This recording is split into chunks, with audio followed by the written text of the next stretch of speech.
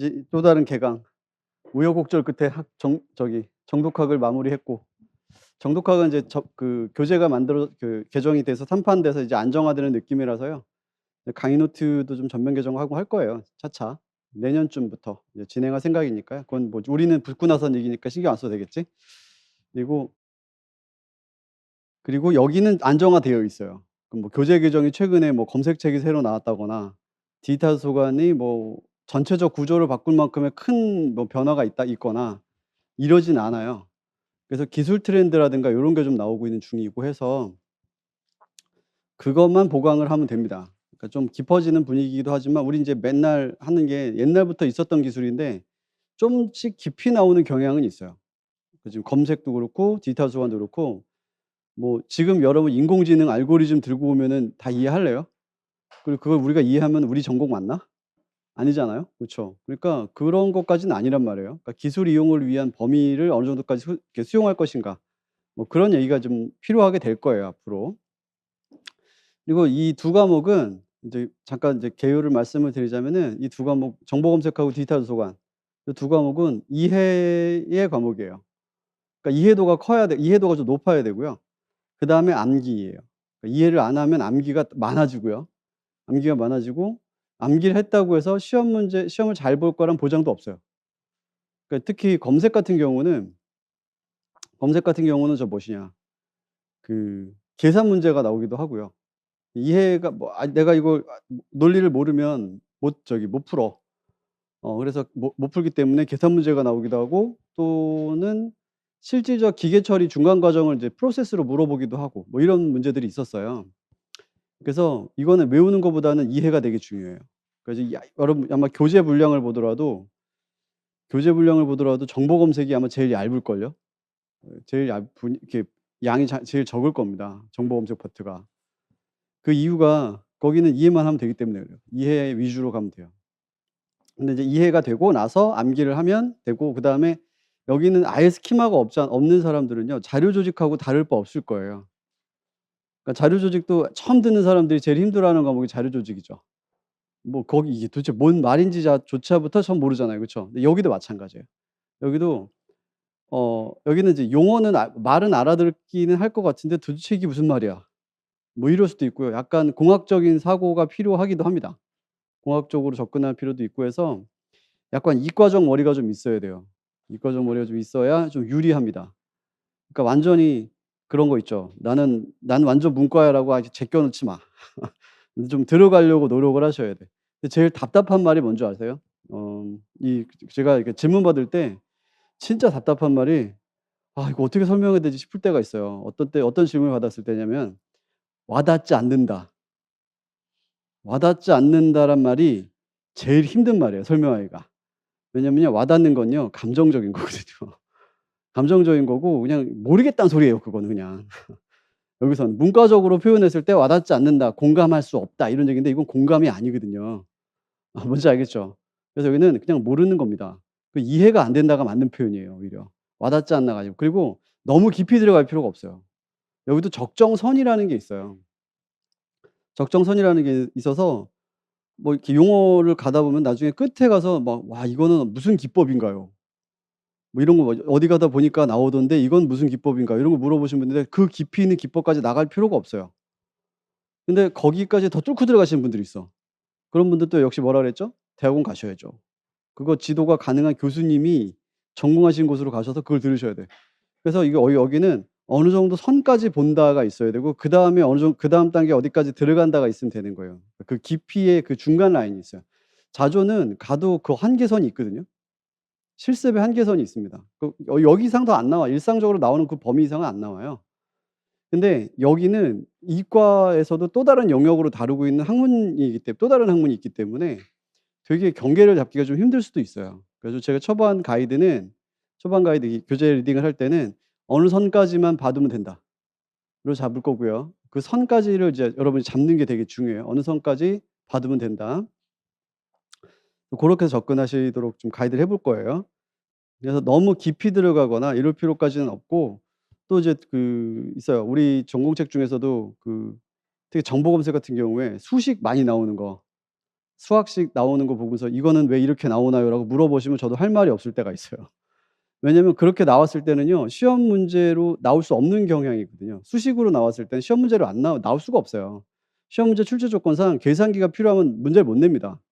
암만 제가 잘 알고 있다 하더라도 계산기가 없으면 문제를 못 내요. 그러면 그 범위가 확 줄어들어요. 아니면 조건을 되게 단순화시켜요. 계산기 없이도 이해한 바대로 풀 수 있게끔. 어떤 식인지 알겠죠? 이건 기출문제 보다 보면 바로 알 수 있을 겁니다. 기출문제 보다 보면 이건 원래는 훨씬 더 복잡한 계산식이 필요하고 루트도 들어가는데 그거를 단순화시켜서 문제 조건으로 제한적으로 물어보는 경향이 나와요. 그러니까 너무 그 걱정과 우려를 버려서 좀 그 신경 쓰지 마시고 걱정과 우려는 좀 내려놓으시고 내가 어디까지 이해하면 되는지의 선을 잡는 거 고 정도로 가 주셨으면 좋겠어요. 그리고 최대한 저도 문과이기 때문에 다행인 거야. 물어볼 때는 우리 집안에다 물어보면 되긴 돼. 우리 집안 다 과학자라 그랬죠. 그냥 나만 약간 돌연변이 좀 문과예요. 그래 가지고 물어볼 때 많아서 뭐 그 이해도 그러니까 어떤 식으로 문과적 해석을 할 수 있는지는 접근할 수 있어요. 그냥 외우라고 할 수는 없고. 그래 가지고 제가 가이드 한번 해 드려 볼 테니까 우리 선에서 어느 정도의 느낌으로만 가면 되겠다. 최대한 그 방향으로 해석을 해볼 거예요. 그리고 비유도 좀 많이 들어서 좀 설명을 해 보려고 노력을 할 테니까 좀 그 이해의 바탕만 됐으면 돼요. 이해할 때 이제 도움만 됐으면 좋겠어요. 너무 깊이 들어갈 생각을 하지 마시고 아시죠? 주의점이에요 여기서. 너무 깊이 또 이렇게 어려운 책 붙들고 앉아서 고민하지 마시기. 이게 여기 공부할 때 첫 번째 주의점입니다. 개념적으로 접근하시면 돼요.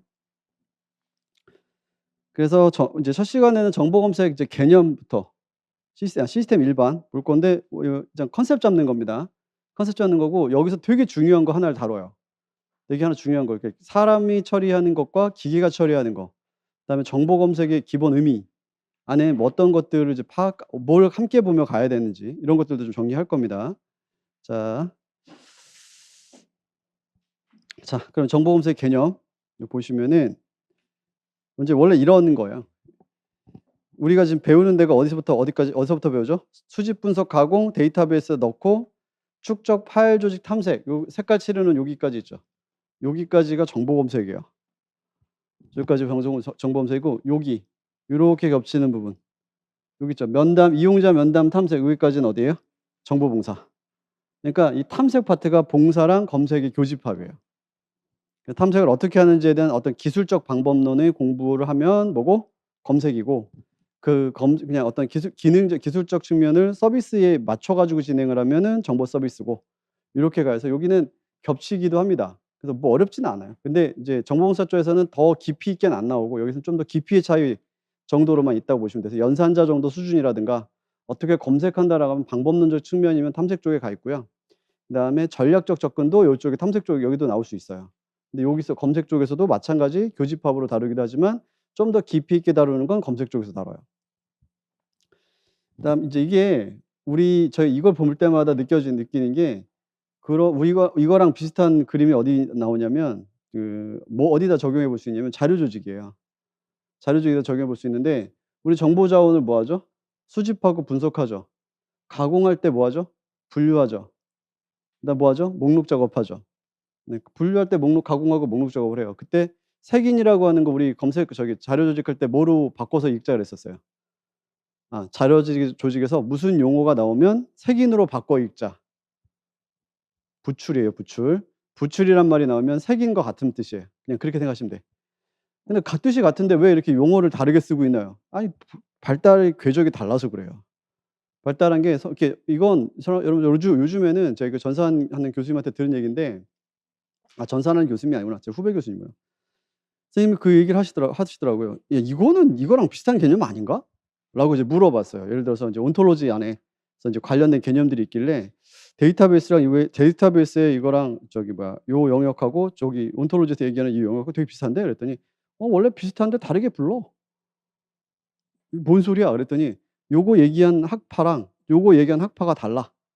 이렇게 얘기하는 거예요. 그러니까 학교에서 이거 어차피 전산 쪽은 처음 만드는 개념들이 주되다 보니까 그걸 처음 만든 사람이 정의를 어떻게 내리느냐, 뭐라고 하느냐, 그리고 그게 학계에 받아들여서 얼마나 더 유행해서 쓰이느냐에 따라서 그게 자리를 잡기도 하고 탈락되기도 하는 거예요.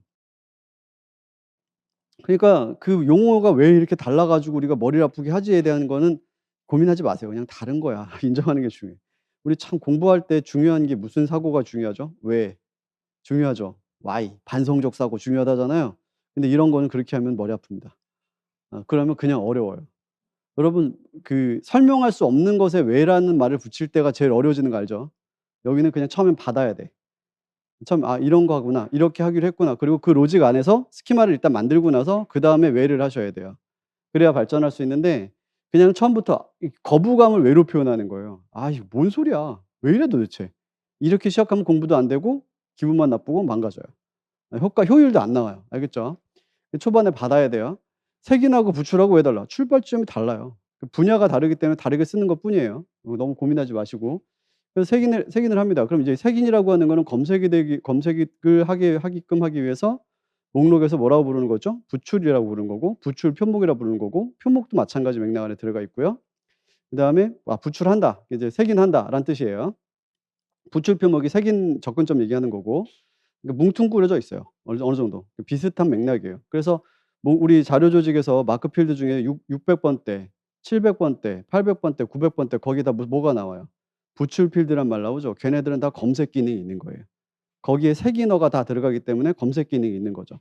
100 번대도 마찬가지죠. 거기도 기본 표목이니까 검색 기능이 다 달려 있는 거란 말이에요. 그 작업을 언제 하는 거예요? 이때 하는 겁니다. 그래서 레코드를 만들었죠. 레코드를 만들어서 입력을 하는데 이 레코드를 만들어서 입력하는 방법론이 축적이에요. 그걸 파일 조직이라고 합니다. 방법론이. 그러니까 레코드를 하나 만들었는데 카드처럼 쭉 만들어 놔. 이게 좋을까? 아니면 엑셀에다 쭉 입력해 놔. 카드로 만들어서 배열하는 건 아날로그고 그다음에 책에다 입력해서 책자로 만드는 것도 아날로그고 요거를 그냥 '아우 책에다가 일일이 찾아보니까 번거롭다. 이걸 어떻게 하는 게 좋아요?' 엑셀에다 다 집어넣어 가지고 컨트롤 F로 찾아보는 게 더 좋겠죠. 이렇게 하는 방법론을 만들어 가는 게 파일 조직이에요. 그래서 순서대로 찾아보는 게 좋은지 아니면 랜덤으로 찾아보는 게 좋은지 뭐 어떤 느낌인지 알겠죠? 그 파일 조직이고 엑셀에다 집어넣어도 인제 또 엑셀도 검색하기 귀찮을 때가 있죠. 데이터 이거 오타 수정 하나 했는데 이 오타 수정된 게 또 다른 데도 같이 동시에 수정되면 좋겠고 이럴 때 있지 않나요? 예 그럴 때 있으면 또 데이터베이스가 필요한 거죠. 그래서 여기서 뭐가 나오냐면 데이터베이스가 나와요. 그러니까 현재 우리는 자료 조직이나 이쪽을 여기 되게 많이 쓰긴 했던 거예요. 여기서 인제 많이 자료 조직이 여기서 많이 다 움직인 거고 가공하는 방법론에 대한 거고 축적의 방법론서부터는 우리 저거예요. 그 축적 방법론서부터는 우리 이제 전산 쪽하고 연결되는 거예요. 특히 데이터베이스. 그래서 공무원 쪽에는요 지금 데이터베이스에 ERD 해석하는 것도 시험에 나왔고요. 국회에서도 나왔고 국중에서도 나왔나 그럴 거예요. ERD 들어본 적 있죠? 그 FRBR 그림 같은 거를 갖다가 이제 해석하는 게 나와요 시험 문제로. 그런 것도 나왔던 적 있고 해서 쪼끔 고민입니다. DB가 발전하면 거기도 나올 수는 있을 것 같아요 심화로 간다면. 예 근데 이렇게 보는 방법 알려드릴 테니까 그때 그냥 가볍게 해석하는 정도. '볼 줄 알지?' 요런 정도 느낌으로 볼 거예요. 복잡하게 꼬아서 내지는 않을 거니까. 그런 쪽에서 앞으로 DB가 좀 더 강화될 가능성이 높고요. 옛날부터 이건 20-30년 됐어요. 이쪽 뭐 강경 DB나 이런 거 우리 학교에서 배운 거는 20 년이 뭐야 20년 더 됐어요. 이거 디자인하는 것도 조교할 때 했었으니까 더 됐죠. 그리고 나서 쌓여 있는 거를 뭐 하는 거예요? 탐색하는 거예요. 탐색하는 건데 요 과정들이 앞으로 매우 이제 이 전반부 특히 가공 저쪽에서 또 많이 건드릴 겁니다. 저쪽이 이제 우리가 사람이 하느냐 기계가 하느냐 이거에 따라서 왔다 갔다 할 거거든요. 자 요거는 강의 노트에는 없는데 제가 이제 흐름을 좀 잡아 드리려고 만들어 봤어요. 보시면 이게 위에서 밑일 것 같아요? 밑에서 위인 것 같아? 밑에서 위로 올라가는 겁니다. 처음에 분류 목록이 있는데 분류 목록이 있어 왔던 시절이 있었어. 근데 점점 분류 목록은 그냥 뭐 중심이었냐면 우리 도서관의 분류, 우리 도서관의 목록이었어요. 근데 과학기술이 발전하다 보니까 어느 나라의 목록, 아니면 우리나라 전체의 목록 이런 걸 이제 만들고 싶었던 거죠. 그래서 야 도서관들 서로 있으니까 서로 네트워크를 구성해 갖고 자 우리 어느 도서관에 무슨 책이 있는지 함께 찾아보자. 그런 목록을 좀 한번 만들어 보자. 그런 얘기가 필요했겠죠. 그래서 종합 목록 같은 게 필요하게 됐었고요. 이거를 '국제적으로 같이 한번 해 보자.'라고 하는 인식도 있었어요. 그래서 첫 번째로 나왔던 게 도큐멘테이션이라고 하는 용어예요. 도큐멘테이션. 저거 들어 놓으시면 좋아요, 상식으로. 문헌 활동 이렇게 번역하기도 합니다. 도큐멘테이션. 저게 어디서 나왔냐면 뭐랑 할 때 나오냐면 UDC죠, UDC. UDC 하면 FID 나오죠. FID의 D가 도큐멘테이션의 D예요. IID가 도큐멘테이션, 국제 도큐멘테이션 학회에서 그 D가 도큐멘테이션이고. 이게 뭐냐면 정보 자원은 어떻게 하는 게 중요하다? 수집, 분석, 가공, 축적 뭐 하고 싶었을까요? 배포하는 거예요. 그러니까 수집, 분석, 가공, 축적해서 전 세계 정보 책자 형태로 만들어서 전 세계에 배포하는 거. 그게 뭐의 목적이었냐면 도큐멘테이션의 목적이었어요. 그리고 요게 발전을 합니다. 그래서 IIB 국제서지학회에서 시작해서요. 그러니까 국제서지학회에서 느껴지는 게 뭐야? 전 세계적인 서지 정보의 공유 이런 느낌이 드나요? 들었으면 좋겠고요. 그걸 도큐멘테이션이라고 이제 이름 바꿔 갖고 학회를 발전시키고요. 연맹으로 만들어서 국제 도큐멘테이션 연맹도 만들었었어요. 근데 이게 2000년 돼서 돈이 없어서 해체되죠. 없어졌어요. 그러니까 도큐멘테이션이 정보 검색에 흡수돼요. 와 이거 잘 나갈 것 같다 하다가 정보 검색이 흡수돼 가지고 이제 사라집니다. 지금은 쓰지 않는 개념이에요. 그래서 전 세계 세계 정보 공유 이게 되게 중요하다고 본 거예요. 전 세계 정보 공유가 중요하고 과학기술 발달에 따라서 정보 공유 이게 왜요? 과학기술 정보를 서로 나라마다 각자 자기네들이 잘하는 기술 분야가 있으니까 그걸 뭐 하고 싶겠어요? 공유해서 공동 발전하자. 이렇게 가는 게 기본 컨셉이었거든요. 그게 여기서 이제 전반부 이제 언제까지 쭉 움직였었냐면 세계 대전까지 딱 움직입니다. 이 흐름이. 근데 세계대전에서 그 악화가 양화를 구축한다고 하죠. 전쟁이 긍정적인 뭐 하나를 딱 만들어냈어요. 안 좋은 거는 핵폭탄이었고 좋은 건 컴퓨터입니다. 컴퓨터가 전쟁 끝난 1 년 뒤에 딱 나와요. 1 년 뒤에 나오는데 여러분 그 원래 2 차 대전 때 컴퓨터실이 있었던 거 아시죠? 인간 컴퓨터실이 있었어요. 여성 과학자들이 그 탄도 계산 같은 걸 했었어요. 탄도 계산 같은 걸 하고 그다음에 뭐 지금 포탄이 날라오는 전쟁 때 어느 각도에 어느 정도 추력으로 어떻게 쏘면은 어디쯤 떨어질 거야. 그 적진에 떨어뜨려야 되잖아요. 그걸 다 계산하는 사람들이 있었는데 이게 전쟁이다 보니까 급박해 안 급박해? 급박하죠. 속도가 느려 빨라? 느리죠 사람이 하니까. 정확하게 해도 우리 사상자 나가 버리고 죽어 버렸으면 의미 없잖아요. 그러다 보니까 빠르게 계산할 수 있는 계산기가 필요했던 거예요. 그래서 인간 컴퓨터실이 있다가 이거를 이제 미국에서 프로젝트 시작을 합니다. 미국에서 "야 안 되겠다. 가뜩이나 우리 유럽에서 망명온 천재 과학자들 잔뜩 우리한테 있으니까 얘들 시켜 갖고 계산기를 하나 만들자." 해서 만들어진 게 이 컴퓨터예요. 46 년도. 45 년도 종전하고 46 년도 만들어집니다. 프로젝트 진행한 거 중간에 멈추지 않았어. "전쟁 끝났으니까 그만해."가 아니라 끝까지 밀어붙여서 그래서 지금 이것 때문에 우리가 이렇게 바뀐 거예요. 여기서. 이게 바뀐 지 그럼 몇 년 안 됐지? 100 년도 안 됐잖아요. 우리 아직 100 년도 안 됐는데 이러고 살고 있는 거예요. 그럼 앞으로 어떻게 바뀔까요? 어우 인터넷 처음 나왔을 때 여러분 얼마 됐죠? 여러분 인터넷 나온 지 얼마나 된 것 같아요? 이제 40년 안 됐어요. 30년 좀 넘었어요. 그러니까 93 년도에 월드와이드 웹 나왔다 생각하시면 돼요. 뭐 인터넷에 거슬러 가면 그렇지만 우리가 지금 쓰고 있는 인터넷이라는 느낌이 드는 거는 93 년도 정도라고 보시면 되거든요. 원래는 좀 더 됐어요. 89 년이라고 보기도 해요. 근데 그렇다고. 그러니까 이제 이런 식으로 컴퓨터가 나왔고 컴퓨터가 뭘 만들 필요하게 됐냐면 자 원래 시작점이 뭐예요? 이거죠. 분류 목록이 되게 중요했었고 뭔가 찾고 싶었었고 정보 자료를 공유하고 싶었었고 그러면 첫 번째 응용은 어디로 가려고 노력을 했었을까? 이 계산기의 응용을 여기다 쓰기 시작한 50 년대에다가 정보 검색을 쓰기 시작했어요. 정보 검색에다가 컴퓨터 응용을 하기 시작했습니다. 그래서 얘가 정보 검색이란 말이 정보학보다 먼저 나왔어요. 그 정보 검색이 매우 우리 과에서는 필수 영역이에요. 그 문정과 나왔는데 정보 검색을 안 배웠으면은 좀 의심하셔야 돼. 쟤는 신분을 속인 아이야. 분명히. 알겠죠? "난 정보 검색을 문정과에서 배운다는 말은 처음 듣는데." 이런 얘기하면 걔는 신분을 속인 아이야. 자료 조직은 몰라. 자료 조직은 뭐 가르칠 사람이 없어서 요즘에 점프하는 애도 있다는 얘기 들었는데 이게 정보 검색이나 자료 조직이나 둘 다 종리는 컨셉은 뭡니까? A 정보 자원과 이용자를 연결시키는 거예요. 이 둘의 공통점은. 정보 자원과 이용자를 연결시키는 방법론이고 검색이 그래서 이 검색의 관여 그 아날로그 검색으로부터 검색의 방법론으로 발전한 게 뭐고요? 자료 조직이고요. 우리는 지금 우리 정보 검색이라는 과목에서 뭐예요? 컴퓨터 기반 정보 검색을 배우는 거예요. 여기서 이미 아날로그 기반으로 했기 때문에 컴퓨터 기반으로 배우는 거다. 이렇게 보시면 되고요. 그러면 초기에 이 사람들이 어떻게 기계한테 검색을 하도록 시켰을까? 어떻게 검색하도록 시켰을까? 이때는 여러분 문정학 천재들이 나왔을까요? 컴퓨터 천재들이 나왔을까요? 당연히 컴퓨터 천재들이 나왔지. 우리는 이걸 어떻게 하면 되는 거예요? 개발해 놓은 걸 잘 쓰면 되는 거예요. 우리가 여러분 내가 요리를 잘하기 위해서 칼을 만들 필요는 없잖아요. 그렇잖아요? 나 요리를 잘할 건데 칼을 써야 돼. 근데 칼은 또 잘 만들어야 돼. 그럼 내가 칼을 만들어야지 해서 대장장이 될 필요는 없잖아. 전 겸업합니다. 이렇게 할 필요는 없잖아요. 그러니까 우리는 뭐만 잘하면 돼? 얘들이란다. 이쪽 이쪽에서 만들어 놓은 거를 우리가 잘 갖다 쓰면 되는 거예요. 그래서 우리가 배우는 거예요. 그래서 요거 57 년, 58 년도에 자동 세계를 만들고 이 흐름이 50 년대 쫙 있어서 뭐예요? 정보학으로까지 가요. 그리고 정보학으로 넘어가고 검색이 등장하면서 도큐멘테이션이 사라져요. 아날로그 기반의 어떤 정보 자료를 공유 개념은 사라지게 되는 거예요.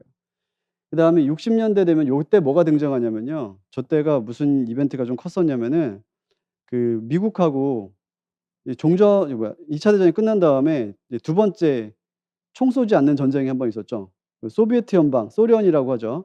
거기랑 냉전 시기가 있었어요. 냉전 시기가 있었는데 이때는 뭐가 중요했었냐면은 우리 체제가 더 우수해를 증명하는 게 싸움이었어요.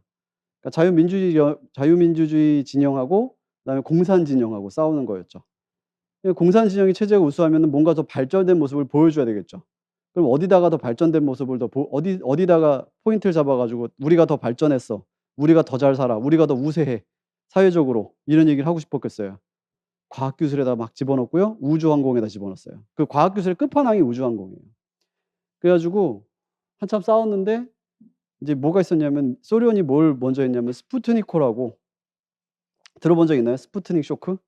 네, 스푸트니코라고 인공위성을 쏘아 올린 거예요. 그리고 그게 대기권에서 돌았어요. 인공위성 크지도 않아요. 크지도 않은 걸 올렸는데 이게 돌아가고 있다라는 건 이렇게 소련의 위성체가 대기권을 돌고 있다는 거는 미국한테는 뭐가 될까요? 큰 위협이죠. 왜냐면 자기네 이게 조금만 기술이 발달하면 카메라만 달면 뭐가 돼? 위에서 미국을 내려다볼 수 있는 거예요. 그럼 미국 땅을 전체적으로 지형짐을 다 관찰할 수 있게 되는 거예요. 지금 위성으로 우리가 딱 지도 보는 것처럼 지금 구글이 돌아다니면서 저기 다른 나라들 어디 이렇게 다 찍고 다닐 거란 말이야. 그쵸. 그런데 이렇게 우리한테는 서비스 안 하고 이러는 건 요청에 의해서 가려주는 것뿐이지 실제 데이터는 구글이 다 가지고 있겠죠. 무서운 애들이에요. 그러면 전쟁 나면은 우리 주요 시설들 타겟팅되기 좋겠죠. 그러다 보니까 '안 되겠다. 분산하자.'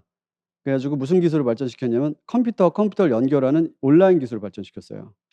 그래서 국방성에 폭탄을 맞으면 망하니까 국방성 같은 데 폭탄 한 번 맞으면 전쟁을 못 하잖아요. 우리 국방부나 청와대 뭐 이런 데 폭탄 퉁퉁 한 2-3 개만 터지면 솔직히 서울에 하나만 터져도 끝나는 거긴 하지만 터지면 뻥뻥 맞으면은 전쟁할 수 있어요, 없어요? 명령을 내려야 될 사람이 없고 버튼을 누를 사람이 없어지면은 아예 전쟁 자체를 수행할 수가 없잖아요. 그냥 국지전으로 통합을 못 하니까 그냥 국지전으로 방어하다 끝나 버리는 거거든. 그러니까 그거에 대한 위협이 커지다 보니까 '안 되겠다. 군사 정보라든가 이런 작전 정보를 어떻게 분산 보관하자는 측면에서 컴퓨터와 컴퓨터를 연결시키기 시작했어요. 그 기술이 나올 때가 요때예요. 그래서 온라인 기술이 이때부터 나옵니다. 온라인 기술이 이때부터 나오고 지금 우리가 인터넷의 시작점을 요때로 잡기도 해요. 그래서 여기에 아르파넷이라고 하는 최초의 인터넷이 등장합니다. 그래서 얘가 인제 서로 도서관이란다. 컴퓨터들끼리 연결되기 시작했고요.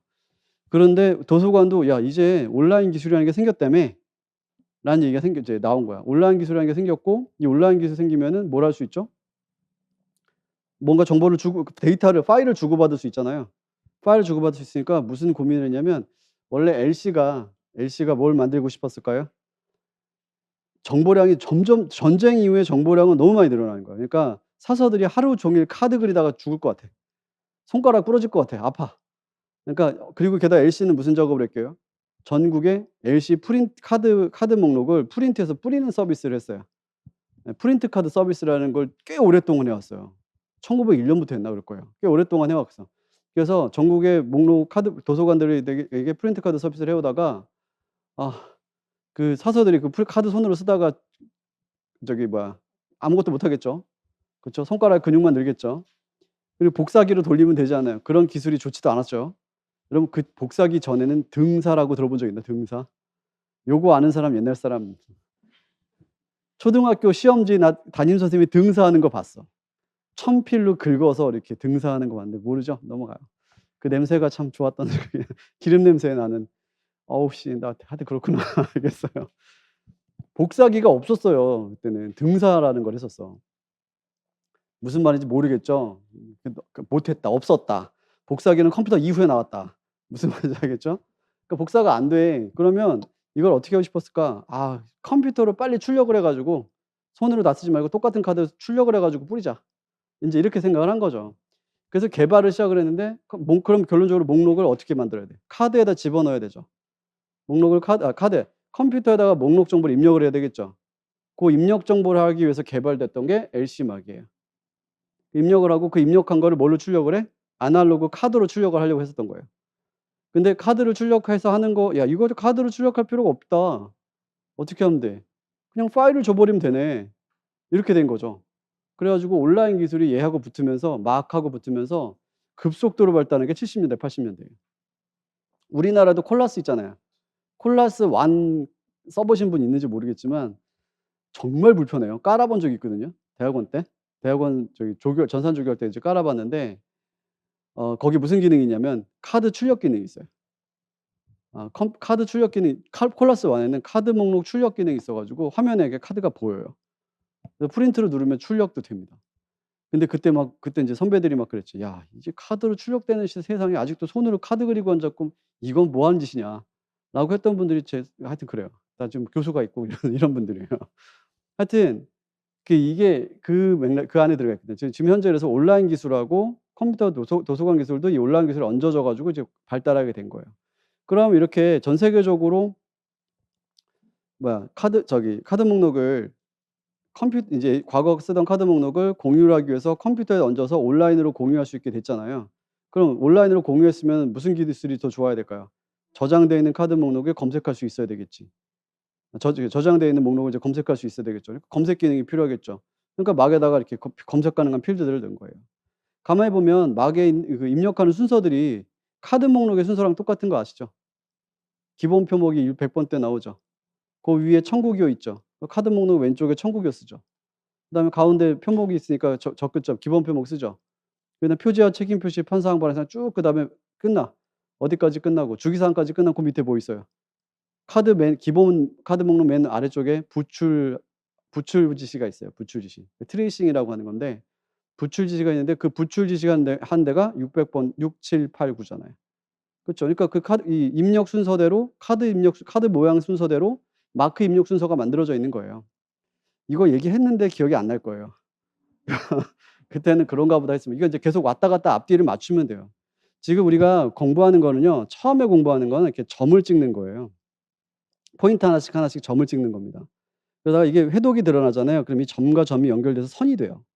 '아 이게 여기랑 관련된 거구나. 여기랑 관련된 거구나.' 이렇게 선이 되고 이게 완전하게 이해가 돼서 문제를 풀 수 있을 정도 이제 이해도가 확 올라가서 내게 되면은 그게 면이 되는 거예요. 이게 되게 중요하거든요. 그러니까 지금은 이게 아직 무슨 단계? 과목마다 점 찍는 단계. 예 점 찍는 거고 여기 방금 전에 이제 저는 어느 정도 면을 만들어 가고 있는 과정이라고 보시면 되는 거고요. 그래서 관련된 거는 이제 전산 기술하고 목록이 이렇게 연결되어 있다. 이렇게 알고 가시면 되는 거예요. 안다고 시험 문제 못 풀지만 배경 지식으로서는 충분히 알고 있어야 됩니다. 나중에 쌤들 이상한 소리를 가끔 할 때가 있어요. "이거 도대체 왜 쓰는 거야? 시대가 어느 때인데." 이런 얘기를 할 때가 있거든요. 그것도 제가 나중에 말씀드릴 겁니다. 자, 그럼 이거 이제 단순하게 만들면 이래요. 도큐멘테이션에서 검색으로 그다음에 정보학으로. 근데 정보 검색이란 말을 처음 쓴 사람이 이제 요 사람입니다. 무어즈. 되게 유명해요. 되게 유명하고 아직까지 사람 이름을 물어보는 문제가 나온 적이 있나 모르겠지만 나온다면 이 사람이 나올 수도 있어요. 검색 기입형으로. 정보 검색 기입형으로. 그다음에 정보 검색이라는 용어를 처음으로 쓴 사람이 이 무어즈입니다. 이제 지금부터 여러분 사람들을 좀 보셔야 되고요. 여기 있는 사람 이름들은 다 외우셔야 됩니다. 후보자예요. 그러니까 기입형 후보자 중에 하나거나 기입형 문제에 등장하기 딱 좋은 사람들이에요. 여기 나와 있는 멘트들도 기입형의 하나씩이 다 문제가 될 수 있어요.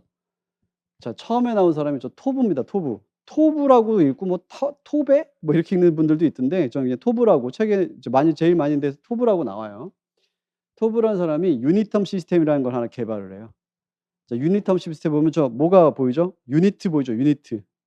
유니트랑 텀 보이죠? 유니트 하면 어떤 단위, 조각 이런 거죠. 그러니까 용어 단위 시스템을 만든 거예요. 그 이름 합쳐 가지고 또 유니텀이라고 부르는 거고요. 저게 지금의 키워드예요. 우리가 지금 쓰고 있는 키워드를 유니텀이라고 합니다. 그다음에 이제 이거 초반 개념 되게 어려워할 수 있는데 후조합하고 전조합. 전조합, 후조합 이거 좀 어려울 수 있는데 뒤에 가서 말씀드릴 거고요. 원래 우리가 분류표 조합색인 기법을 창안해 놨다 돼 있죠. 그럼 우리가 불리한 연산자 같은 거 써 가지고 이건 다 배워서 알고 있죠. 불리한 연산자 같은 거 써 가지고 조립을 하면 뭐예요? 이거 후조합이라고 해요. 그래서 근데 이게 조합이 하는 거잖아. 근데 왜 후조합이라 그래? 봤더니 조합하기 전에 미리 조합되어 있는 애들이 있어. 분류기호는 미리 조합해서 정보 자원에다 부유하는 거예요? 아니면은 검색할 때 조합해서 찾는 거예요?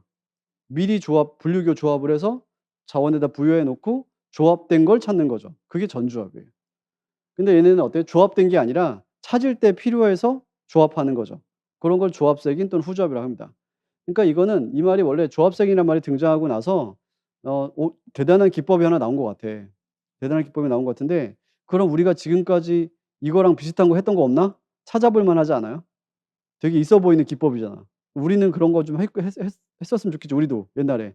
봤더니 우리도 분류표 가지고 하고 있었더란 거지. 그래서 분류표라든가 주제문표라든가 아날로그고 전통적인 애들은 다 뭐라 부르냐면 전조합이라 불러요. 그다음에 이제 후조합의 대표적인 그 방법론이 불리한이에요. 불리한 논리가 도입이 됩니다. 앞으로 이게 토부, 유니텀, 그다음에 이제 후조합, 불리언, 토윤이, 후불 이렇게 외우세요. 후불이 선불 말고 후불이야. 토윤이, 후불. 그다음에 이분이 룬이에요. 룬인데 여러분 프린터 봐봐. 이게 컴퓨터 프린터예요. 혹시 옛날 사람들 이거 기억하나? 도트 프린터라고? 네. 진짜 여기 리본 뭐 이렇게 해 가지고 이렇게 소리 나는 프린터 있어요. 찍찍 소리 나는 프린터 있습니다.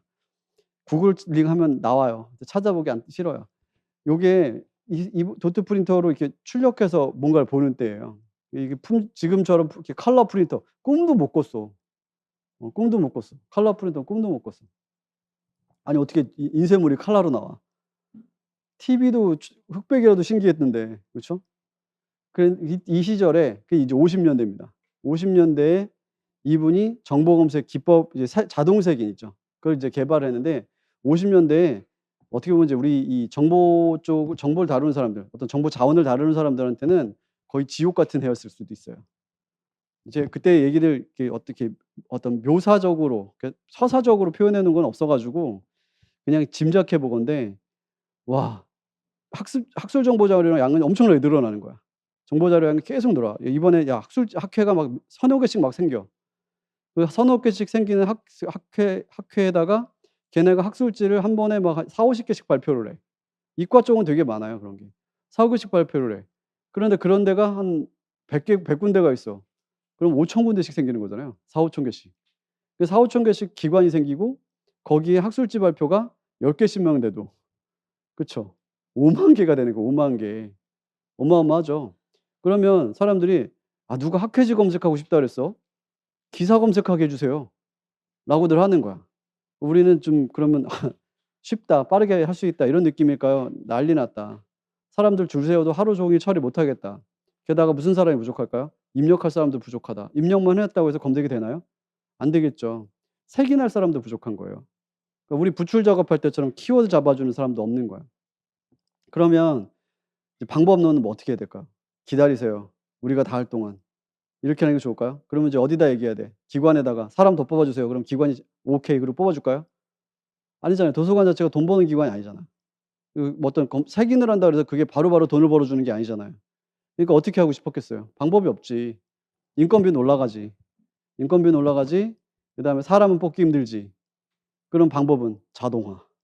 자동화. 그래서 앞으로 우리의 미래는 로봇이다. 이런 얘기를 하죠. 지금 공장에서 여러분 로봇들이 일을 꽤 하고 있다네요. 지금 쿠팡 배송센터 신났다던데 로봇으로 이렇게 휙 해줘 가지고. 어쩐지 포장이 좀 그렇지. 분위기 안 좋네요. 하여튼 그렇고요. 그래서 자동화 시켰어요. 완전 자동화 시켰고 완전 자동화다. 자동화에 대한 연구를 한 겁니다. 색인 작업 검색할 수 있게 그냥 입력만 되어 있으면 알아서 검색할 수 있게 하는 방법들이 없을까? 고민했고 그걸 자동색이라고 하고 뭐도 하고 싶었겠어요. 초록을 자동으로 만들고도 싶었겠죠. 근데 지금은 여러분 이제 인공지능이 이걸 되게 잘하고 있어요. 인공지능이 이걸 엄청 잘하고 있어. 그래 가지고 지금 검색을 어지간히 하면 무슨 지식 스니펫 이런 식으로 해 가지고 요약 정보를 물어보기도 합니다. 예를 들어서 무슨 뭐뭐뭐 뜻 이렇게 나오잖아요. 그럼 고거를 이렇게 간단하게 요약해 갖고 보여주기도 하더라고요. 어. 그다음 보여주기도 하고, 그다음에 SDI, 요게 이제 우리 배웠던 정보 봉사로는 SDI 있죠. 이것도 되게 필요할 수밖에 없는 거야. 왜 그랬을까요? 자, 과학기술 쪽에 문헌 발달, 2차 대전 이후에 뭐 어느 쪽 분야에 정보량이 늘어났겠어요? 과학기술 정보량이 엄청 늘어났죠. 우리 과는요, 인문사회 정보량이 증가가 아니라 과학기술 정보량 때문에 되게 필요한 거예요. 그리고 이쪽도 마찬가지로 뭐에 따라서 과학기술 분야 정보량 증가 때문에 더 필요했었던 거고. 그러니까 정보량이 왕창 늘어나. 그리고 나 관심 있는 분야에 무슨 논문이 언제 나왔는지 빨리 알고 싶어라고 하는 요구가 많아. 근데 정리할 때까지 기다리세요. 그러면 돼요, 안 돼요? 안 되지. 여러분 솔직히 이럴 때 있지 않나요? 내가 보고 싶은 책이 저기 꽂혀 있는데, 저기 꽂혀 있는 게 보여. 지금 빼서 바로 보고 싶어. 근데 사서가 "아니요. 잠깐 기다리시고요. 저 정리될 때까지 기다리세요." 그럼 정리 얼마나 걸리나요? 한 달이요. 이렇게 얘기하면 어떻게 하고 싶어요? "내가 사서 보고 만다." 이러고 싶고 하냐. 그런 때가 많은 거예요, 이게. 그러니까 차라리 기계가 알아서 확 해 버리는 거지. 기계가 알아서 확 해 버리면 일단은 급한 사람들 빨리 찾아볼 수 있게끔, 질은 안 좋아도 급한 사람 빨리 찾아볼 수 있게끔 해준 거예요. 그렇게 빨리 찾아볼 수 있게끔 색인 방법 중에 하나가 퀵색인입니다. 요거 후보자예요. 요것이 이수환 교수님 책에도 나오고 공무원 시험에도 나왔거든요. 퀵색인. 그래서 이제 중간 과정 같은 게 좀 이따 이제 설명을 드릴 텐데, 지금 잘 배경을 쌓아 놓고 계셔야 돼요. 배경을 잘 쌓아 놓고 계셔야 돼요. 자, 그다음에 이제 무어즈. 이 무어즈는 여러분 조심하셔야 되는데, 조심할 건 아니다. 그냥 우리 문정과에서 물어보는 무어즈면은 그냥 이 무어즈예요. 정보 검색 무어즈인데, 구글링 잘못하면은 IBM 부사장 무어즈가 또 있습니다. 아, 이거 흔한 성이더라고요. 제가 크리미널 마인드 보는데 무어즈가 주인공이더라고요. 괜찮아. 그래서 되게 익숙한 성이다 봤더니 또 스펠도 비슷하던데. 하여튼 그러니까 이분이 이제 무슨 말을 처음 만들었냐면, 인포메이션 리트리버리예요. 서치 아닙니다. 정보 검색은 리트리버리예요. 정보 검색이라는 용어를 처음 썼고, 그다음에 디스크립터란 말도 처음 썼어요. 저 디스크립터는 어디서 쓰던 말이냐면, 시소로스, 색인어 뭐 이런 거 할 때 나오는 말들. 디스크립터는 우리가 지금 쓰는 용어 중에 색인어 있죠, 색인어. 전거형 색인어. 전거형 색인어의 영어 표현 정도라고 생각하시면 돼요. 전거형과 이형은 우리 배웠죠. 전거형 색인어의 영어 표현 정도라고 보시면 됩니다. 그다음에 또 이분이 이제 석사 논문, 이게 여러분 인포메이션 리트리버 용어를 석사 논문에서 썼어요. 거기서 자기 석사 논문을 쓰면서 정의를 내렸고, 그다음에 이런 컴퓨터 쪽 분들은 자기가 컴퓨터 시스템을 하나 개발하면서 뭔가 정리를 해요. 뭔가 개발 하나 하면서 자토 코딩 시스템이라는 걸 이제 개발해서 뭔가 뭐 구현을 한 번씩 해냅니다. 거기 개발할 때 썼어요. 그리고 재미있는 게 정보 검색의 정의를 이렇게 내렸어. 있는지 없는지 몰라도, 있는지 없는지 존재 자체를 몰라도 모르는 것도 어떻게 찾아내는 거.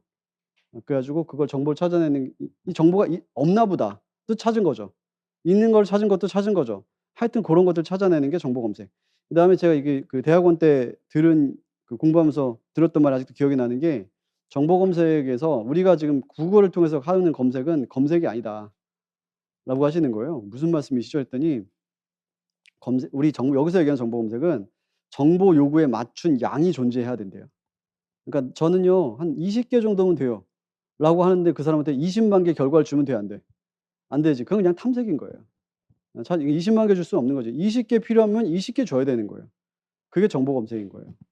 그것도 20개 갖다가 어떻게? 그 사람한테 딱 맞는 걸로 20개. 가장 최적의 20개를 선정해서 주는 게 정보 검색의 끝인 거예요. 그래야지 만족도가 올라가겠죠.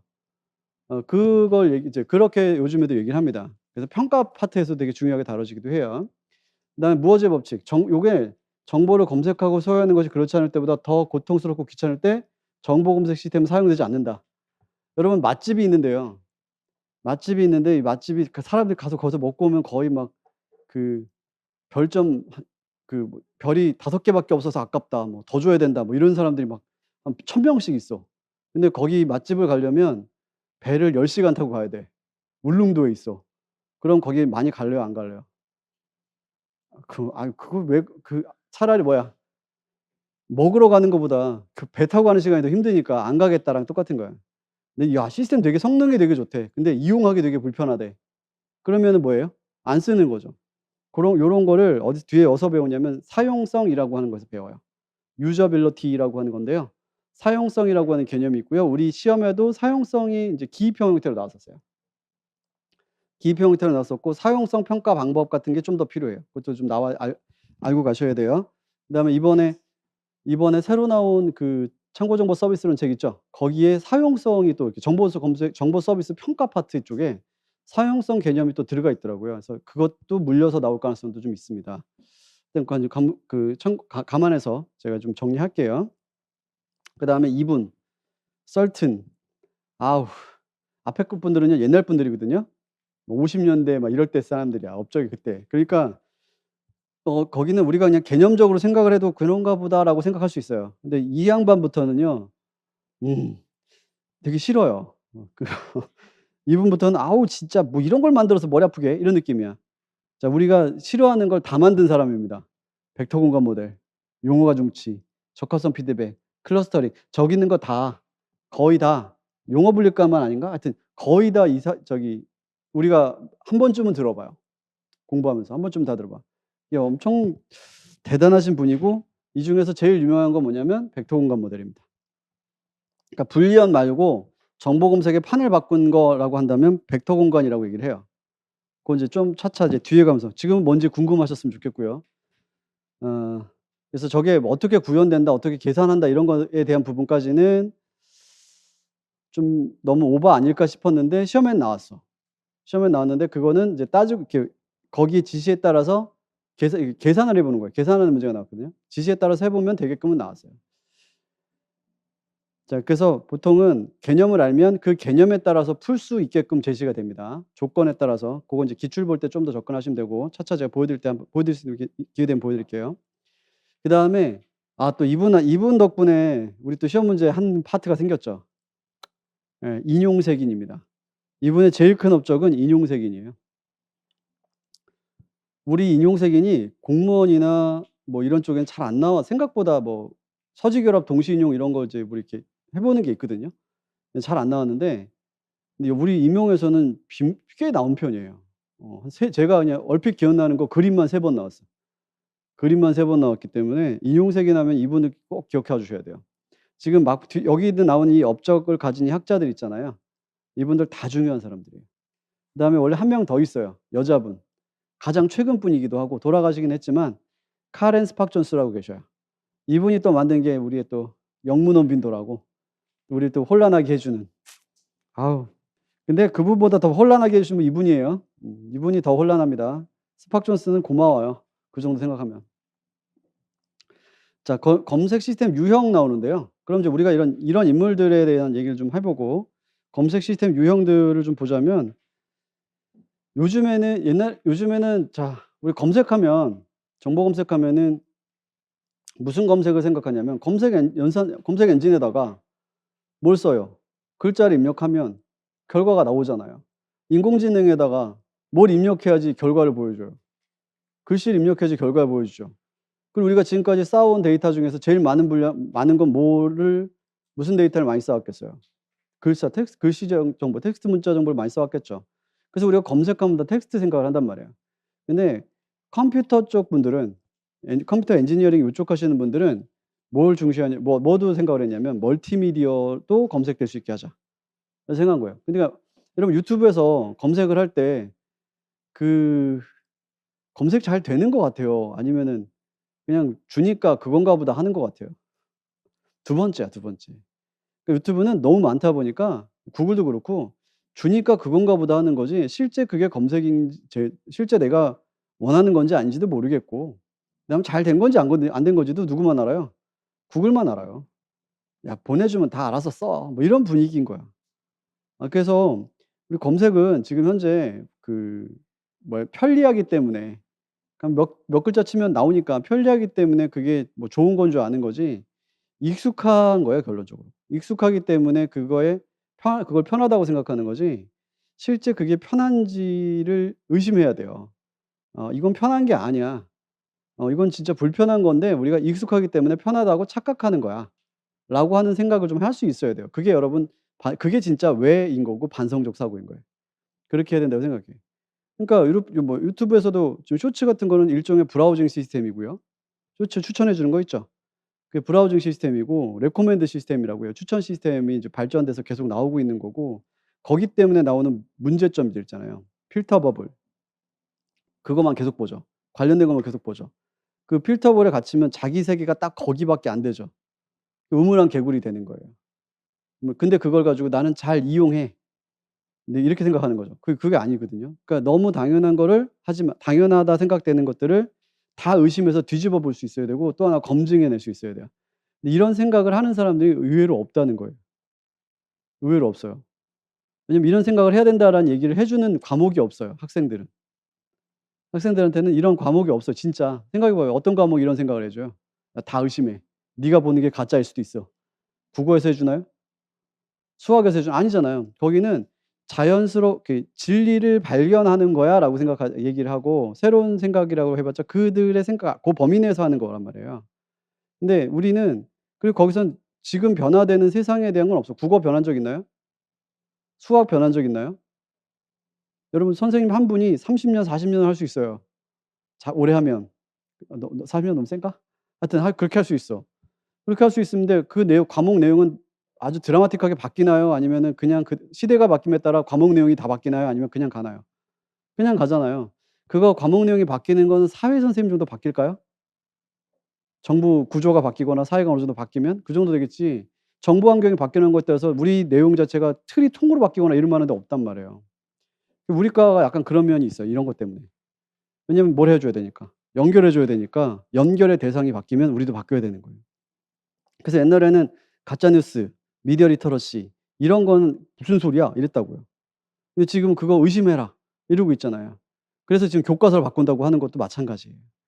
얘들도 그런 맥락 안에서 그런 맥락 이렇게 약간 변화되는 맥락 안에서 멀티미디어 자체를 검색하는 거.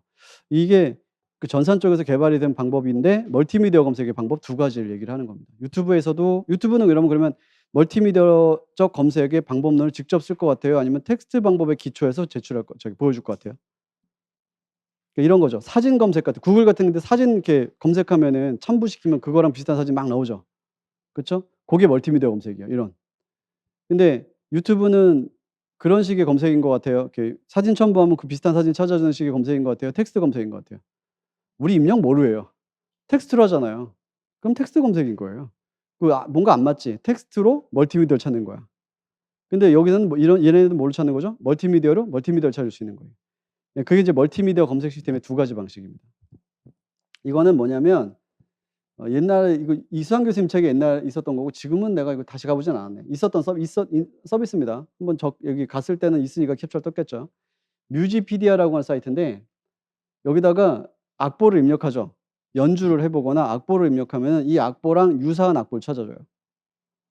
요 악보랑 유사한 악보를 찾아 주고 여기에도 여러분 뒤에 가면 배우게 될 엔그람 기법이라는 게 나옵니다. 들어보신 분들은 아실 거예요. 엔그람 기법을 가지고 이거랑 똑같진 않더라도 비슷한 음의 전개를 가지고 있는 애를 찾아줘요. 그러니까 이건 글씨로 찾는 거야, 음으로 찾는 거야? 음으로 찾는 거죠. 사진을 직접 첨부해서 이 첨부된 사진과 같은 관련된 내용 찾아줘. 그러면 또 그것도 뭐예요? 이런 관련된 비슷한 텍스트가 아닌 멀티미디어 검색이 되겠죠. 요거는 안 보는 게 낫고요.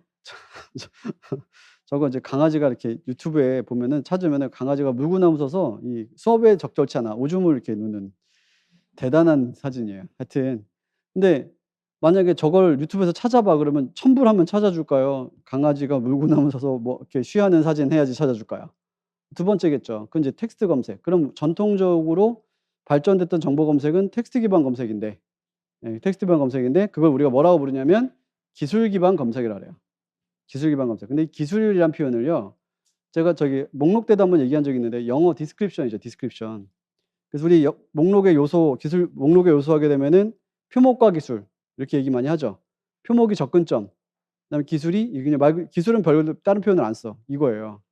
디스크립션 이거 사전을 찾아보시면 묘사한다는 소리입니다.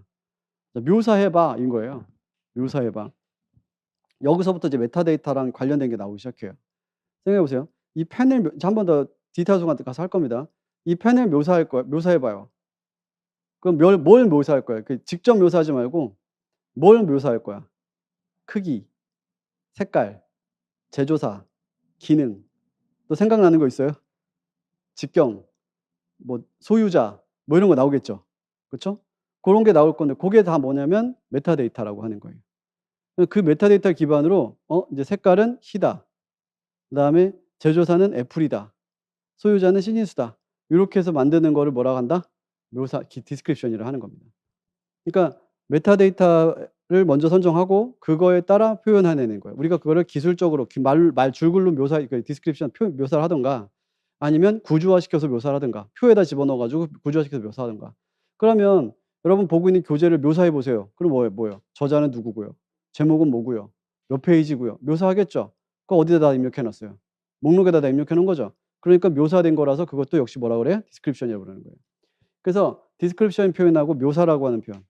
묘사해 놓은 걸 찾겠다인 거예요. 기술 기반 검색이라고 하는 거는 어떤 정보 자원 내가 찾고자 분명히 검색의 대상이 되는 정보 자원을 묘사해 놓은 거를 묘사한 형태대로 찾아가겠다. 이렇게 보는 겁니다. 그래서 나오는 게 뭐예요? 메타데이터가 나오죠. 그래서 보통 우리가 하는 게 이거예요. 제목, 저자, 주제어, 이미지 유형 같은 인간이 인식할 수 있는 대부분의 요소. 대신에 이제 이게 뭐냐면 묘사를 할 때 누가 묘사해야 돼? 컴퓨터가 묘사해야 돼? 사람이 보통 묘사해? 사람이 묘사하는 경우가 많죠. 우리 특히 도서관 목록 같은 경 사람이 묘사하죠. 컴퓨터로 묘사하면 정확하다고 봐요? 부정확하다고 봐요? 부정확하다고 보겠죠. 대용량의 자료를 처리하는 경우 기술 메타데이터를 추출하는데 인간이 개입되어 특정한 기술 메타데이터를 다르게 부여하는 비일관성. 인간이 작업하는데 고비용 소요. 이거 앞에서 들었던 말이죠. 색인할 때 색인도 뭐예요? 정보 자원을 묘사하는 거죠. 근데 사람이 하면요. 시간 많이 들죠? 근데 문제가 뭐냐면 일관성이 없어요. 봐봐. 이거 흰색이야, 하얀색이야, 화이트야. 흥분했네. 환장하네. 우리말이 그래. 우리말이 진짜 누가 그러다 고맥락 언어라 그러더라고요. 문화적 배경이 너무 이렇게 문화적 배경에 대한 이해가 아예 없으면 이해하기조차 힘든 언어, 고맥락 언어. 근데 조금 이제 서구에 가면 좀 단순한 언어들 있죠. 뭐 화이트가 화이트지 뭐 있냐? 이런 거죠. 우리 희끄무리하다, 희뿌옇다 이런 표현 없잖아요, 걔네들한테는. 그럼 화이트 아니면 그다음 무슨 화이트 있죠? 화이트 말고 다른 단어 생각 어휘력의 문제인가?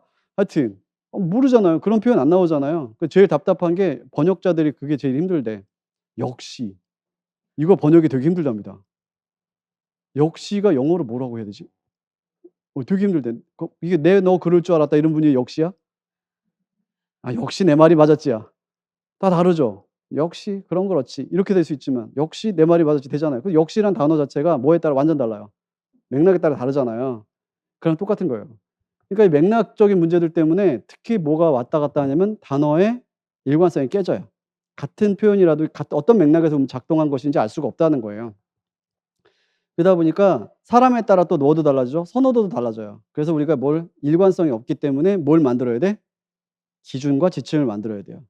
그래서 배우는 게 목록 규칙이에요. 우리 목록 책 하나 주고서 자 여기서 제목은 뭔가요? 대등표지는 뭔가요? 원표지는 뭔가요? 알아서 써 보세요. 그러면 여러분 어떻게 써요? 다 똑같이 딱 써요. 다 서로 다르게 써요. 배운 적이 없는 사람들한테. 당연히 서로 다르게 쓰겠죠. 원표제랑 대등표제랑 같이 쓰는 사람들도 있고 이건 왜 아닌가요? 이럴 수도 있는 경우 많고 카페에 보면 그 일관성에 대한 판단을 잘못해서 질문하는 사람 많죠. 검색의 관점에서 보면 요거 하나 때문에 우리가 목록 규칙 만드는 거예요. 그러니까 되게 거시적으로 봤을 때는 우리 자료 조직에 이렇게 하늘처럼 떠받드는 게 요만큼밖에 안 돼요. 비하하는 게 아니라 너무 거기에 매몰되지 말라고. 조금 거시적으로 이해하려면 이쪽에 와서 봐야 되는 거예요. 검색 쪽에 와서 보면 이해가 돼요. 그다음에 속성들은 키워드로 표현되므로 불리한, 절단 등과 같은 텍스트 기반의 검색을 쓸 수가 있어요. 텍스트 기반 검색 방법을 쓰면 가능하다. 근데 내용 기반 검색은 뭐가 문제다? 문제가 아니지. 내용 기반 검색은 자 이제 뭐가 알아서 해. 컴퓨터가 알아서 하는 거예요. 컴퓨터가 알아서 하는데 컴퓨터는 사람의 말을 사람의 표현 묘사 방식에 따라 판단해요? 아니면 자기만의 방식에 따라 하겠어? 자기만의 방식이에요. 모양, 색상, 질감, 형태, 움직임 이런 거 우리가 말로 표현할 수 없는 거로 판단하는 거예요. 다시 생각하면 멀티미디어를 우리가 말로 표현할 수 없는 걸로 판단해요. 그게 관건이에요, 여기서는. 그래서 컴퓨터는 그냥 이 그림 여러분 사진 이거랑 똑같이 생긴 사진 찾아줘라고 하면 컴퓨터 찾아주잖아요. 근데 어떻게 찾았는지 알아요? 여기 사진에 무슨 뭘 가지고 찾았는지 알 수 있나요? 모르겠죠. 모르죠. 그 색깔 가지고 찾았나? 얘네들은 색깔을 어떻게 했길래 어디서부터 어디까지 범위를 했길래 아는 거지? 또 모르는 말들도 나와요. 저도 뭐 한번 논문 찾아서 봤는데 '야 이건 도대체 뭔 소리인지 모르겠다.' 근데 그걸 가지고 찾는데 돌출점? 뭐 그런 거 돌출점 우리 무슨 말인지 모르겠죠. 근데 이미지 돌출점으로 찾는다는 거예요. 그럼 그쪽의 얘기인 거예요. 완전 컴퓨팅 쪽, 구현하는 쪽. 그거 들고 와서 나한테 물어보지 말라는 얘기예요. 예 그건 논문 찾아봐야지 아는 부분이고 거의 넘어가는 순간부터는 '그런가 보다.'까지 가셔야 돼요. 대신에 얘는 정말 좋죠. 기계가 하니까. 주관 개입되지 않죠. 아주 객관적이죠. 그다음에 단시간에 짧은 시간에 많은 양을 세균할 수 있겠죠. 아주 좋죠? 그럼 앞으로는 저기로 갈까요? 컴퓨터 쪽으로 갈까요? 우리 쪽으로 올까요? 둘이 같이 가야지. 인공지능하고 똑같은 거야. 인공지능 바라보는 눈하고 똑같은 겁니다. 자 이제 인터넷 정보 검색 시스템인데 이건 시험에 나오지 않아요. 이건 이제 안 나올 건데요. 안 나올 때 이걸 왜 굳이 하느냐? 필요해서 하는 거예요. 여기가 두 가지 컨셉이 필요합니다. 이제 앞으로 우리가 두 가지 뉘앙스를 가지고 계속 이 시스템을 볼 거예요. 시스템을 볼 때 두 가지 뉘앙스인데 하나는 사람, 하나는 기계. 이렇게 볼 거예요. 그럼 사람이 하면은 여러분 사람이 어떤 정보 자원 우리가 솔직히 뭐 정보 자원을 보거나 할 때는 우리한테 필요하니까 볼 거야? 아니면 필요 없는데 보는 거야? 당연히 필요해서 보겠죠.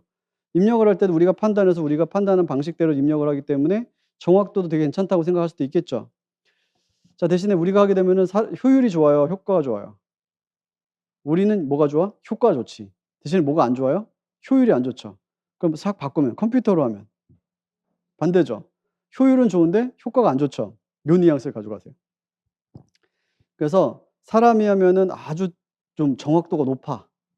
정확도가 높고 그다음에 잘 뭔가 표현해낼 수 있어. 그다음에 체계적이고 되게 어떤 그 계층적이거나 논리적인 구조 이런 게 명확해. 이런 뉘앙스가 생기고요. 컴퓨터라면 그런 건 필요 없지만 뭐가 좋아? 양이 많고 저렴해. 이런 거예요. 양이 많고 저렴해. 사람이 하면 이렇게 좋지만 뭐가 단점이겠어요? 비싸. 이게 단점일 거란 말이에요. 시간 오래 걸려 비싸. 자 처음에 이제 요거 최초의 그래픽 기반 웹 브라우저가 93 년도에 나오고요. 이 이제 인터넷이라고 하는 거를 컴퓨터 화면에서 이렇게 그림으로 볼 수 있게 된 거예요. 지금 우리 다 그림으로 보고 있잖아요. 근데 그 이전에는 어떻게 생겼었는지 아시죠? 또 옛날 사람들이 아는데 천리안 나우누리 이런 거 나오는데 진짜 카페에 누가 질문했더라고. "천리안 나우누리가 뭔가요?" 쌤이 얘기하던 거 뭐 이런 얘기가 있었는데 그 유튜브 좋아하면 거기서 좀 찾아봐 좀. 거기 나와. 심지어 이제 영원히 안녕 하이텔 이런 것도 나와요. 그래서 네 카페에다가 링크도 걸어 놨어요. 카페에 디지털 도서관 자료실 가면은 뭐 이렇게 "옛날에 이랬다." 해서 박제해 놨어. 유튜브에 있는 거 박제해 놨어. 그전에는 그림으로 나왔던 게 아니라 이렇게 그래픽 기반으로 나왔던 게 아니라 텍스트 기반으로 움직였거든요. 그래서 이메일 보낼 때도 텍스트로 했었어요. 여러분 마우스 없이 컴퓨터를 쓴다고 생각해 봐. 그게 중요해요. 마우스 없이 컴퓨터를 썼어요. 마우스가 처음에 뭔지도 몰랐어요. 여러분 지금은 다 광마우스지만 볼마우스라는 거 있었던 시절 아나요? 모르잖아요. 넘어가요. 무선 말고 유선 있었던 거 알아요? 유선 볼마우스? 처음 들어보죠? 그 볼마우스의 볼이 참 묵직하니 가지고 놀기 좋았는데. 하여튼 그런 시절이 있었어요. 그때 컴퓨터 마우스는 그래픽 환경에서 만들어진 커뮤니케이션 도구예요. 기계와 사람이 커뮤니케이션하는 도구입니다. 근데 이 그래픽 환경이 이전에는 마우스가 없었어요. 키보드만 가지고 있어요. 키보드만 가지고. 뭔가 지금 표정들이 "그게 가능해?" 이런 표정들이지 세대가 달라서 그래. 가능해. 예. 글씨로만 입력하고 뭐 단축키 미친 듯이 쓰면 다 가능해져요. 근데 하여튼 요게 그 시절이에요. 고게 그때였고 그 시절을 경계를 얘가 나눠 버립니다. 얘가 나눴다고 보시면 돼요. 그래서 윈도우가 나왔던 게 여러분 95 년도. 근데 이거보다 훨씬 이전에 미국에선 애플이 맥킨토시라고 하는 운영 체제를 만들고 그다음에 유닉스라는 운영 체제는 이미 다 그래픽 환경으로 쓰고 있었어요. 마이크로소프트가 그래픽 환경이 제일 늦었어요, 도입이. 그래서 하여튼 이 컴퓨터 쪽으로 가면 너무 피곤해지니까 나중에 얘기하고 도입이 매우 늦었었고요. 인터넷에서 이제 사람들이 "와 그림이다. 이용하기 편해졌다." 그래서 막 몰렸어요. 몰려 가지고 클릭하면 다른 그림이 나오고 뭔가 쪼끔 전문 지식도 있지만 누가 재미로 올려 놓은 사진들도 있고 하니까 이때 유행했던 게 뭔지 아세요? 다이어트하는 사람들 사이에 유행했던 거? 좀 뭐 이렇게 징그러운 사진을 보고 식욕을 떨어뜨리기 뭐 이런 사이트도 있었어요. 다이어트에 유용한 이미지를 딱 봤더니 뭐 이렇게 맛있는 거 먹는 거 아니고 다 이렇게 징그러운 거 보고 식욕 떨어뜨리기 뭐 이런 거 있죠. 개구리 사진 보고 식욕 떨어뜨리고 막 시체 사진도 나오고 그랬었어요. 그래서 이 인터넷 때 등장한 용어가 뭐냐면 엽기. 엽기라는 말이 다 그때 나왔어요. 뭐 하다 여기까지 왔지? 자 다시. 그러니까 뭐가 필요하냐면 근데 야 봐봐요. 여러분 방금 전에 야 엽기 사진이라서 올라와 있는 거 보니까 되게 재밌어. 좀 우리가 일상에서 볼 수 있던 그런 사진도 아니고 출판사에서 서점에서 보던 사진도 아니야. 근데 요런 거 더 없나? 왜 도파민 팡팡 나오잖아요. 요런 거 재밌는 사진인데 더 없나 찾고 싶겠죠. 그럼 뭐가 필요했겠어요? 검색 엔진이 필요했겠죠. 검색 엔진 그전에 없었거든요. 얘네가 처음 만듭니다. 이게 저기 스탠포드 대학 전기공학 박사 과정에 있는 양반들이야. 그러니까 이 사람들 되게 중요했던 게 자기 논문 자료들 있죠. 논문 자료를 갖다가 북마크를 했었어요. 북마크를 했었고 원래 이쪽 전문 집단에서 인터넷 접근이 더 빨랐거든요. 북마크를 해 가지고 요렇게 분류 체계를 자기들 나름대로 만들었어. 분류 체계가 처음에는 이거밖에 없었어요. 분류 체계밖에 없었고 클릭해서 들어가고 다음 거 보고 뭐 이런 식이었어요. 계층 구조 접근이죠. 요런 거를 우리 또 멋있게 뒤에 나오지만 텍소노미라고 합니다. 그래서 저렇게 하고 근데 이제 이게 많아지니까 언제까지 클릭해서 찾아 들어갈 거야? 그럼 사람은요. 3 번 이상 클릭해도 못 찾으면은 그냥 못 찾는다고 생각해 버려요. 이 실험 결과가 그래요. 3번 이상 클릭하면 '아니 못 찾나 보다.' 이렇게 생각해 버려요. 그러니까 여기서도 그게 한계가 있겠죠. 그래서 요 위에다가 검색창을 하나 달아요. 그게 지금의 야후예요. 그게 지금의 야후고 지금 현재 미국에서 구글하고 대적해서 살아남은 유일한 생존자 야후. 네 그 얘고요. 그다음에 이제 요거는 지금 그럼 누가 만든 거냐면 이게 사람이 만든 거고요. 여러분 서퍼란 말 들어본 적 있나요? 서퍼? 옛날에 우리 야후 코리아가 있었거든요. 야후가 우리나라에 들어와서 망하고 나간 회사예요. 일본은 정착했죠. 그래서 야후 재팬이 지금 있잖아요. 근데 우리나라는 네이버하고 다음에 밀려 가지고 야후, 구글 다 구글이 여러분 검색 엔진 1 순위가 아니잖아요. 그쵸? 네이버가 1 순위거든요. 그래서 토종 검색 엔진이 살아남은 국가들 몇 개 안 되는데 우리나라가 그 IT 강국 중에서는 우리나라밖에 없다는 얘기도 있어요. 네이버에서 선전하는 얘기입니다. 자기들이 살아남았다 이런 얘기하면서 자기 선전하더라고요. 근데 이런 멋있는 말을 누가 했지 봤더니 네이버가 하고 있더라고요. 그래서 그렇구나. 자 대신에 이거 만들 때 누가 만들었어요? 사람이 만들어서 분류체계 정의했겠죠. 근데 인제 이 인기가 쫙 생기다 보니까 점점 뭐가 필요하게 됐냐면 야 누구의 생각이 나세요? 정보량이 인터넷의 인기가 늘어나고 정보량이 늘어나니까 뭐 하고 싶었겠어요? 더 빨리 찾아보고 싶었겠지. 더 많이 찾아보고 싶었을 거예요. '이거 없나 보다.' 옛날엔 여러분 찾아봤을 때 '없는 게 이거 없나 보다. 검색해도 안 나온다.' 이게 더 문제였었어요. 지금은 너무 많아서 걱정이죠. 근데 초창기에는요. '이거 없나 보다.' 그래서 인터넷에서 '이런 것이 있을 테니 이걸 찾아내 봐.' 이런 거 가지고 인터넷 정보 사냥 대회 뭐 이런 것도 있었어요. 근데 그래서 뭔가 입력하면 좀 많이 나왔으면 좋겠는데 그게 잘 안 나오는 거야. 그래 가지고 이제 키워드 기반으로 컴퓨터가 자동으로 뭐 한 거죠? 색인하는 거. 그게 만들어진 게 얘예요. 알타비스타. 저거는 참 제가 저거 써 봤는데 와 정말 그랬었어요. 얘가 나오고 난 다음에 이제 구글이 나와요. 96 년인가? 그때쯤에 나오나 그럴 거예요, 구글이. 근데 쟤네가 원래 그 디지털이라는 회사가 만든 그 검색 엔진인데요.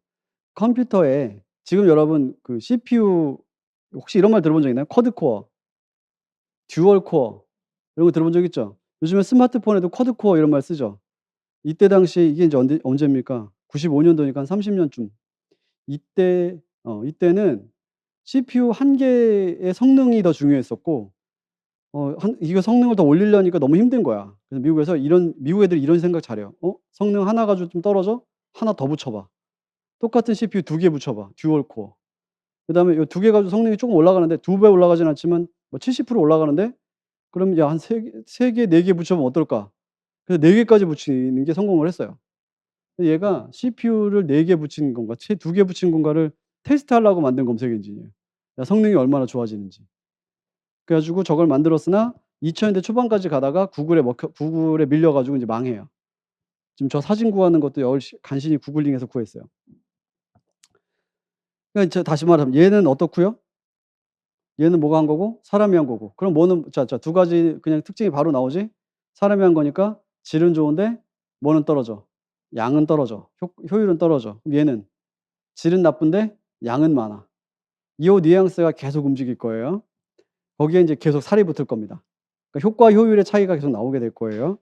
근데 이런 애도 생겼었어요. 혹시 들어본 적 있나? 야, 난 이거 진짜 저 이거 많이 썼거든요, 대학원 때. 대학원 다닐 때 아우 이거 이거 만드신 분하고 이메일도 한번 주고받았던 적 있어요. 승현석이라고 카이스트 박사과정일 때 만든 거예요. 저분이 저거를 삼성 SDI에 취업을 하면서 팔았어요. 저걸 사서 서비스를 일단 하다가 이제 망했죠. 없어졌어요. 이름이 정말 공대스럽죠. 좀 이쁘게 안 되나? 여기 봐. 찾아줘 뭐예요? 찾아줘? 하여튼 이거는 뭐냐면 메타 검색 엔진입니다. 메타 검색 엔진인데 검색 엔진을 찾는 검색 엔진이에요. 그러니까 이건 검색 엔진의 존재를 찾는 게 아니라 다른 검색 엔진에게 내가 이거 찾으려고 하니까 나한테 검색 결과 보내줘. 이렇게 찾는 거예요. 이 서비스가 중요한 게 아니라 이 개념이 중요해요. 메타 검색이라는 개념이 중요합니다. 이거예요.